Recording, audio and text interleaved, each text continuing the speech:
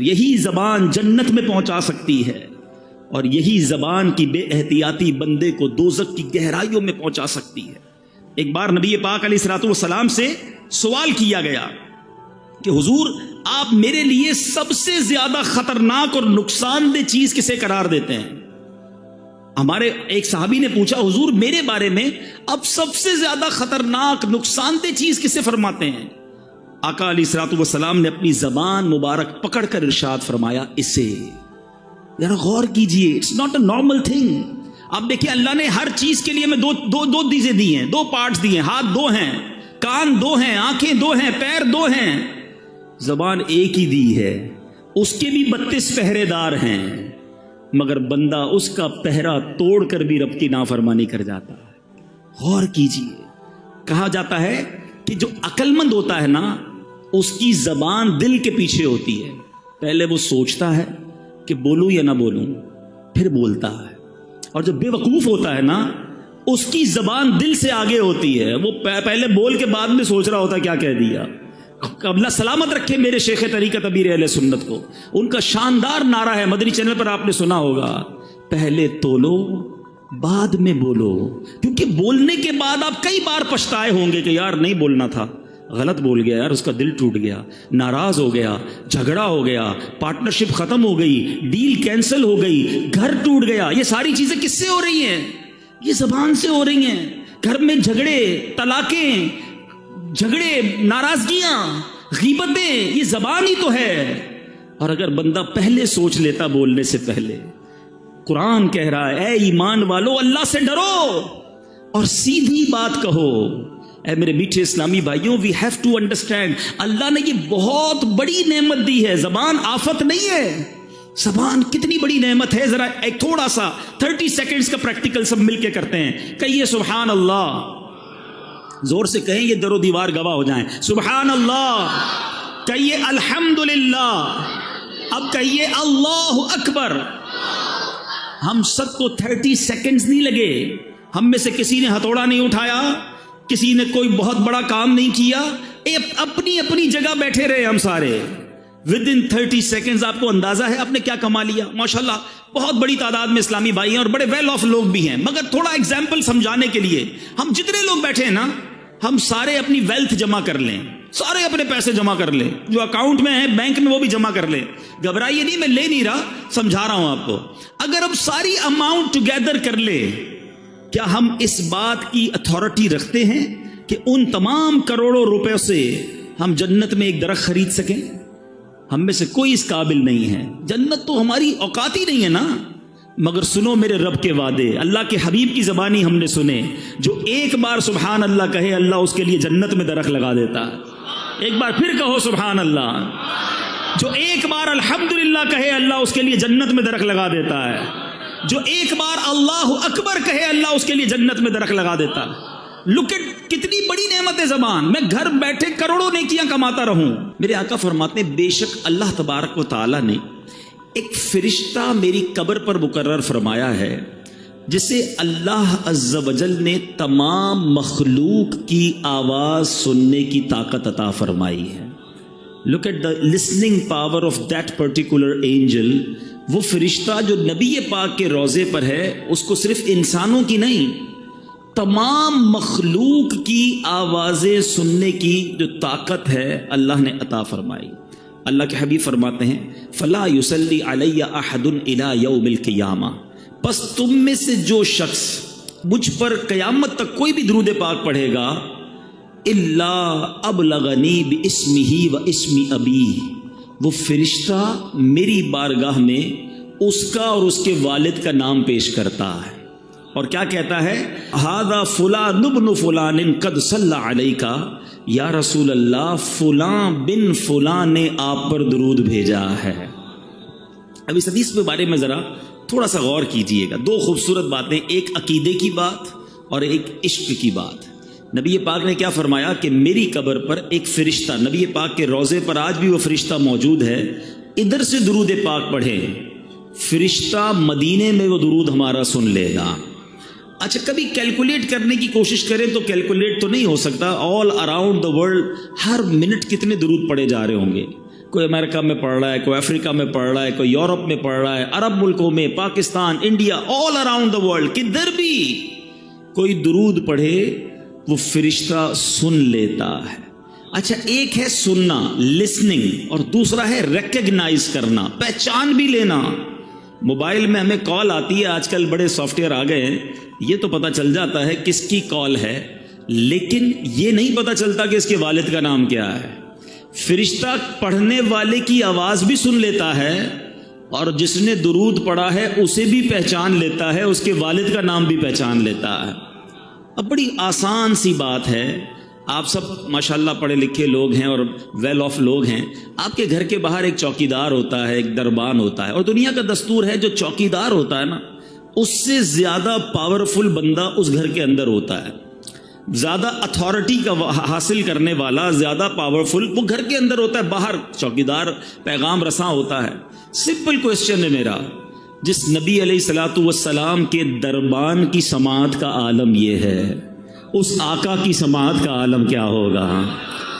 ادھر سے درود پڑھے، فرشتہ ادھر سن لے، تو پھر نبی پاک کی سماعت کا ایک فرشتہ میرا درود پڑھنے پر یہ بھی پہچان لے میرے والد کا نام کیا ہے، تو نبی پاک کے علم غیب کا عالم کیا ہوگا؟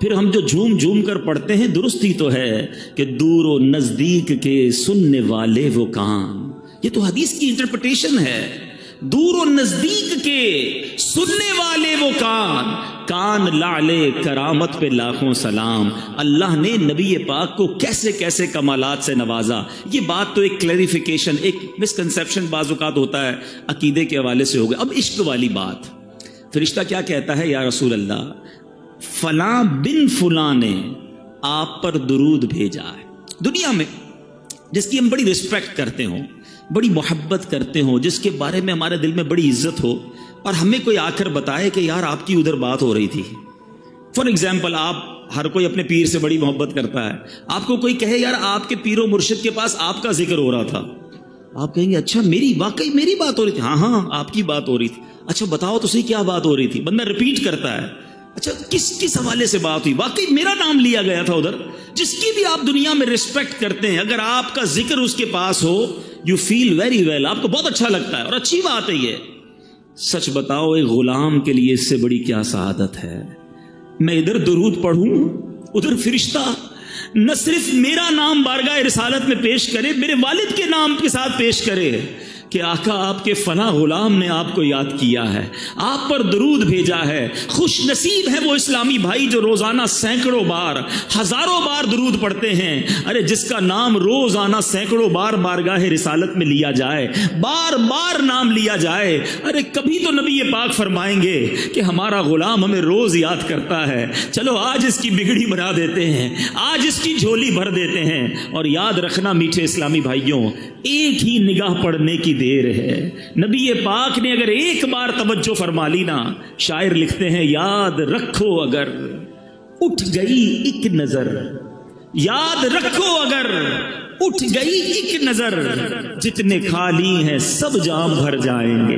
آقا کی نگاہ پڑھنے کی دیر ہے، تو درود پاک یہ آپ کے پاس گویا کارڈ ہے، انٹری کارڈ ہے۔ آپ جتنی بار چاہتے ہیں میرا نام بارگاہ رسالت میں لیا جائے، جتنی بار آپ چاہتے ہیں کہ سرکار کی بارگاہ میں میرا ذکر ہو جائے، آپ اتنی بار درود پاک پڑھ لیجئے، فرشتہ آپ کا نام، آپ کے والد کا نام آقا علیہ الصلوۃ والسلام کی بارگاہ میں پیش کرے گا۔ آئیے میں بھی نیت کروں اور آپ بھی نیت کریں، انشاءاللہ روزانہ کثرت کے ساتھ درود پاک پڑھیں گے۔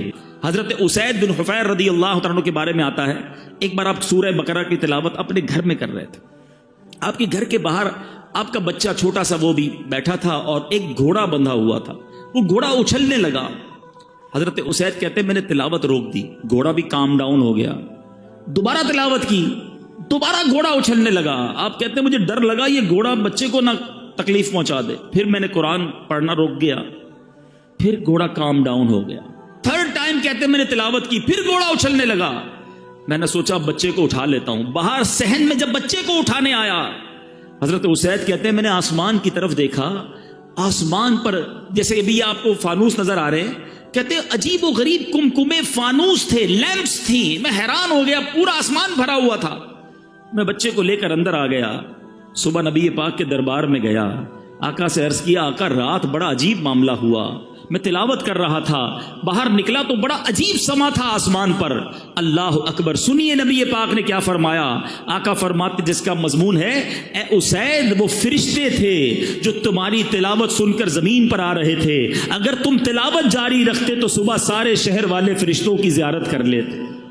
یعنی تلاوت قرآن فرشتوں کا نزول کا سبب ہے۔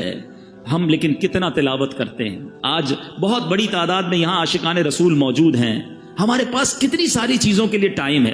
ارلی مارننگ ہم ویک اپ ہوتے ہیں، سب سے پہلا کام پہلے ہوتا تھا، لوگ دعا پڑھتے تھے، وضو کرتے تھے، نماز پڑھتے تھے، واش روم جاتے تھے۔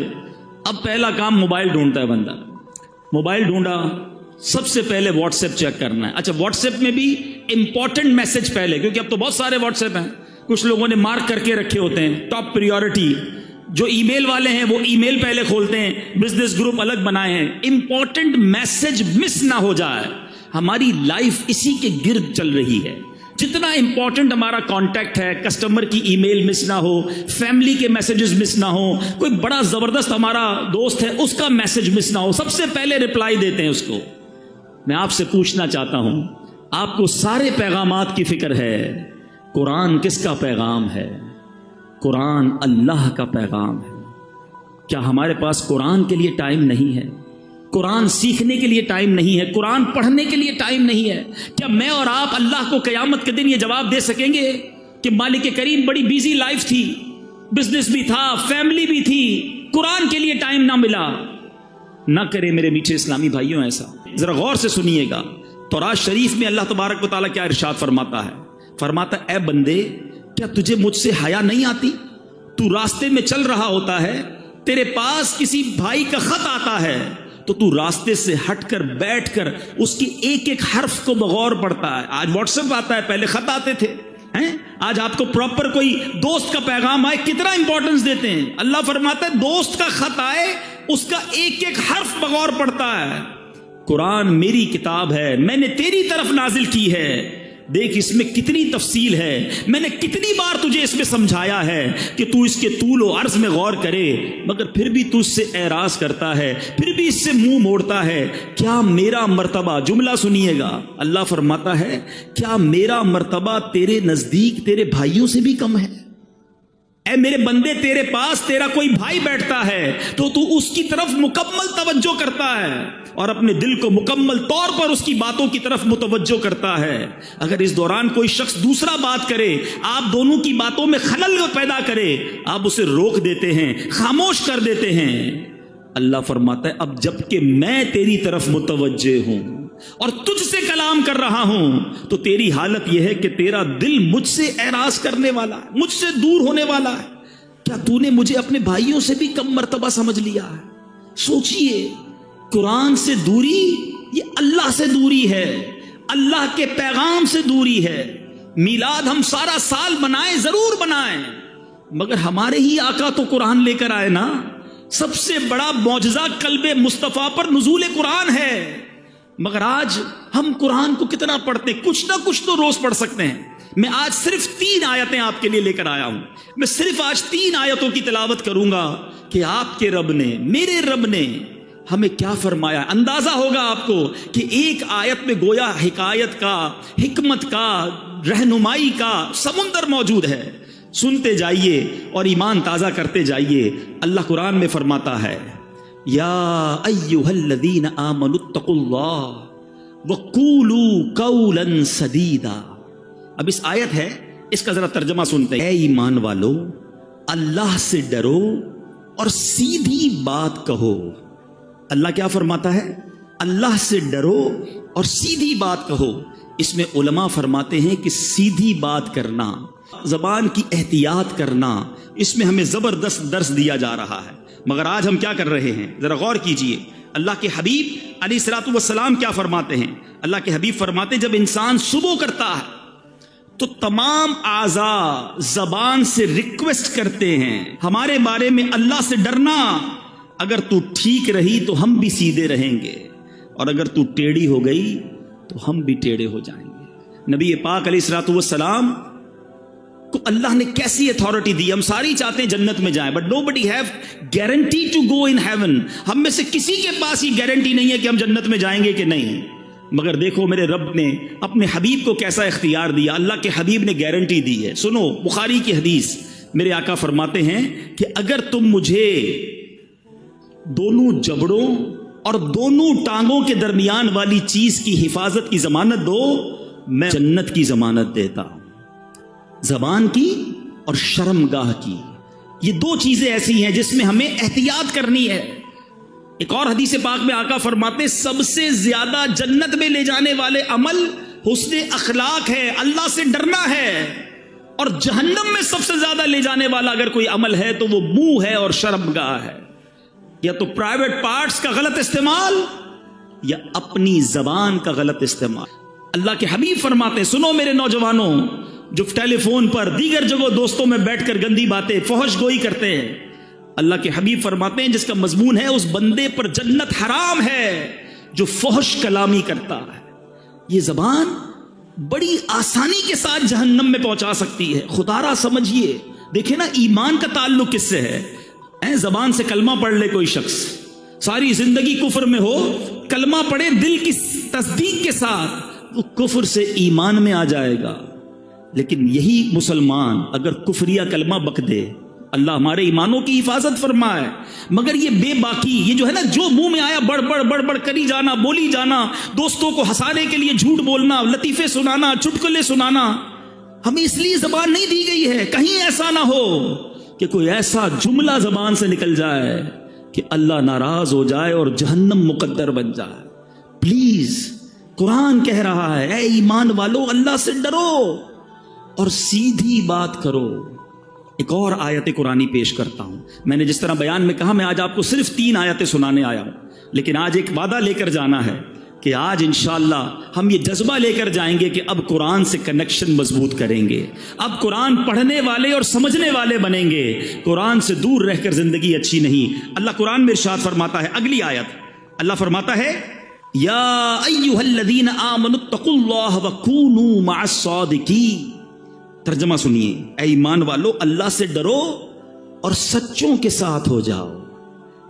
سچوں کے ساتھ ہو جاؤ. اس آیت میں 2 باتوں کی ہمیں زبردست ترغیب دی جا رہی ہے, ایک سچ کی اور دوسری اچھی کمپنی کی, کہ ہمارا اٹھنا بیٹھنا, ہماری دوستیاں, ہماری گیدرنگز کیا ہونی چاہیے.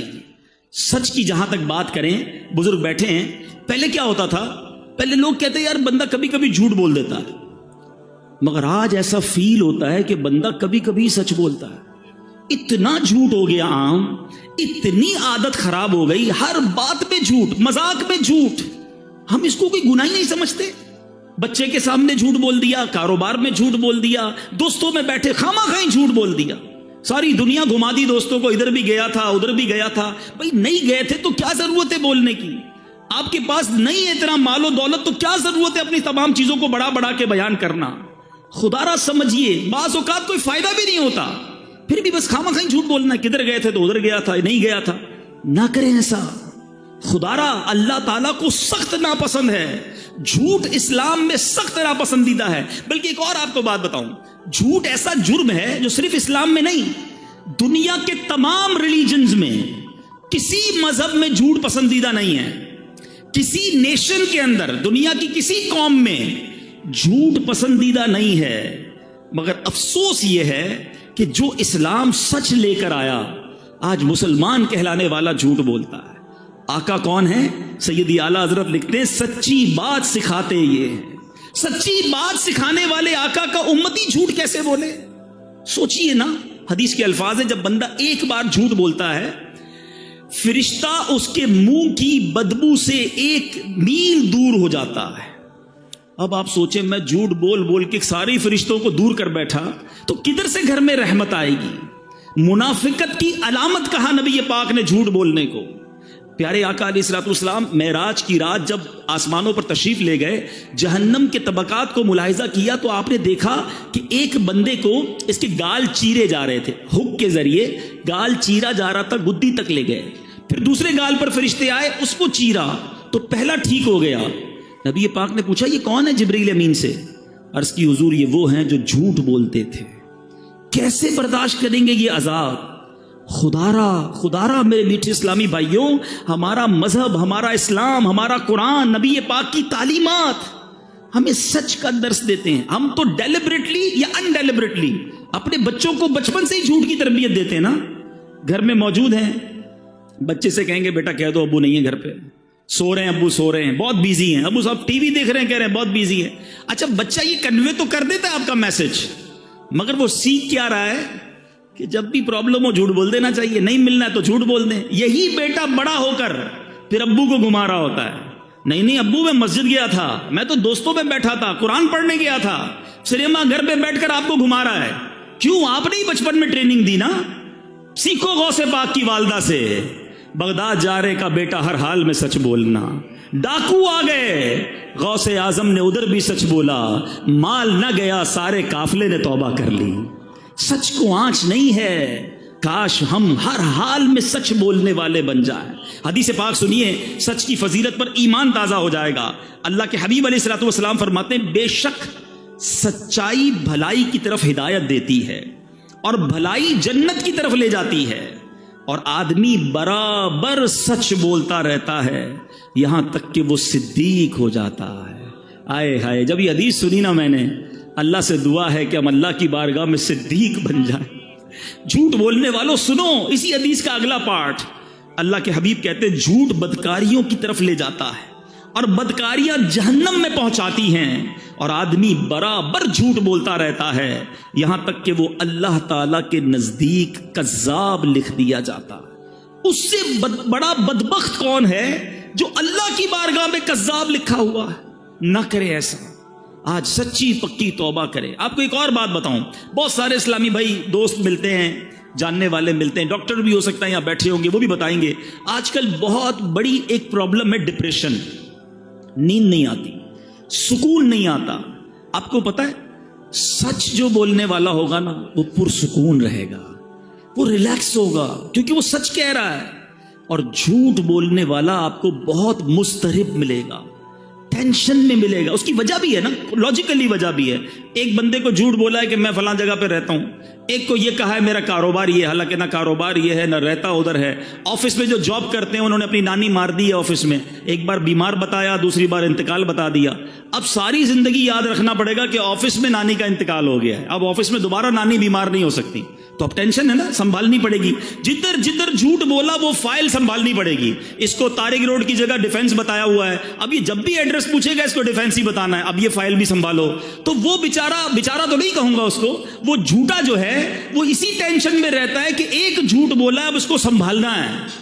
سچے کو کوئی ٹینشن نہیں ہے، وہ ریلیکس ہوگا. اللہ کی طرف سے آپ کو پتا ہے نبی پاک پر بہت سارے لوگ ایمان کیسے لائے؟ آقا کا چہرہ دیکھ کر، نبی پاک کا چہرہ دیکھ کر لوگ کہتے ہیں یہ کسی جھوٹے کا چہرہ نہیں ہو سکتا. سچے کے چہرے پہ نور ہوگا، سچے کے چہرے پہ سکون ہوگا.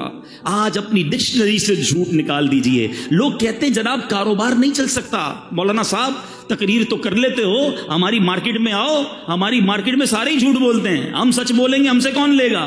آئٹم دوسرے کا بک جائے گا. میرے میٹھے اسلامی بھائیوں کدھر گیا تمہارا ایمان؟ کبھی کہتے ہو رزق دینے والا رب ہے، آپ سچ بولیں اللہ آپ کے کاروبار میں اور برکت ڈال دے گا، وہ آپ کے تھوڑے میں بڑی قناعت اور برکت ڈال دے گا. تو آج نیت کرتے ہیں انشاءاللہ آج کے بعد جھوٹ نہیں بولیں گے انشاءاللہ. آخری آیت اور کمال کی آیت، اور یہ آج کے اس پورے اجتماع کے لیے بہت ہی ریلیونٹ ہے. اللہ کریم قرآن مجید فرقان حمید میں ارشاد فرماتا ہے یا ایھا الذین آمنوا لا تبطلوا صدقاتکم بالمن والاذی. اے ایمان والو اپنے صدقے برباد نہ کرو احسان جتا کر اور تکلیف پہنچا کر. اے ایمان والو احسان جتا کر اور تکلیف پہنچا کر اپنے صدقے باطل نہ کرو. صدقے کیسے باطل ہو جائیں؟ کسی غریب کو دیا اس نے ریسیو کر لیا، کسی تنظیم میں دیا رسید مل گئی، پھر کیسے ختم ہو جاتے ہیں؟ سنیے ہم بہت بڑی مسٹیک کرتے ہیں. بعض اوقات کسی کی مدد کرتے ہیں ساتھ اس کو جتاتے بھی ہیں. ہاں بھائی یاد ہے نا تیری بچی کی شادی کروائی تھی، بھول تو نہیں گئے؟ گھر میں نے دلایا تھا، پہلی بار نوکری کرنے آیا تھا پھٹے ہوئے چپل پہنے تھے، آج گاڑی میں گھوم رہا ہے، میرا احسان یادیں نہیں ہے؟ جب تمہیں بیرون ملک جانا تھا ویزا میں نے لگا کے دیا تھا, پہلا لون مجھ سے ہی پاس کروایا تھا. استغفر اللہ. ذرا سوچیے اس غریب کا کیا حال ہوتا ہوگا جس کو یہ شخص جتا رہا ہے, کیا وہ خوش ہوتا ہوگا؟ آج سے 4-5 سال پرانی بات ہے, علاقہ نہیں بتاؤں گا. ایک صاحب سے یہ مجھے ملانے لے گئے, بہت بڑی شخصیت بتاتے تھے, بڑا گھر تھا. ہم بیٹھے گارڈن کے اندر, چائے لے کر ایک ملازم آیا. میں وہ واقعہ بھولتا نہیں ہوں, جب بھی میں یہ بیان کرتا ہوں مجھے وہ نوکر بیچارہ چائے لے کر آنے والا یاد آ جاتا ہے. وہ چائے لے کر جب آیا نا تو جو سیٹھ صاحب تھے وہ مجھے کہتے ہیں, حالانکہ میری پہلی ملاقات, میری کوئی پرانی سلام دعا نہیں ہے, مجھے کہتے ہیں یہ میرا ملازم ہے, میں نے اس کی بچی کی شادی کرائی اور اس کی بچی کو گھر بنا کے دیا, پوچھو اس سے. مجھے کہتے ہیں, اب یقین کریں میں شرم سے پانی ہو گیا. میں نے کہا یار یہ ملازم کیا سوچ رہا ہوگا اس وقت, اور نہ جانے اس بندے نے کتنے لوگوں کو یہ گنوایا ہوگا. وہ غریب سوچتا ہوگا کہ یا اللہ یہ سیٹھ صاحب تو جب دیکھو مجھے ذلیل کرتے ہیں. یاد رکھیے میرے میٹھے اسلامی بھائیوں, یہ صدقہ ختم ہو جائے گا, یہ باطل ہو جائے گا, بلکہ گناہ ہو جائے گا اگر ہم کسی کو دے کر احسان جتائیں. ارے اگر آج میں نے اور آپ نے کسی کی مدد کی, اس میں میرا آپ کا کیا کمال ہے؟ یہ اللہ کی مہربانی ہے. ارے میں اور آپ بھی کسی کے دروازے پر کھڑے ہو سکتے تھے کہ میرا والد ہاسپٹل میں ہے, بل دینے کے لیے پیسے نہیں ہیں, برائے کرم مدد کر دو. میری بچی کی شادی ہے, تاریخ مل گئی ہے, جہیز کے پیسے نہیں ہیں, میں اور آپ بھی کسی کے دروازے پر کھڑے ہوتے ہیں.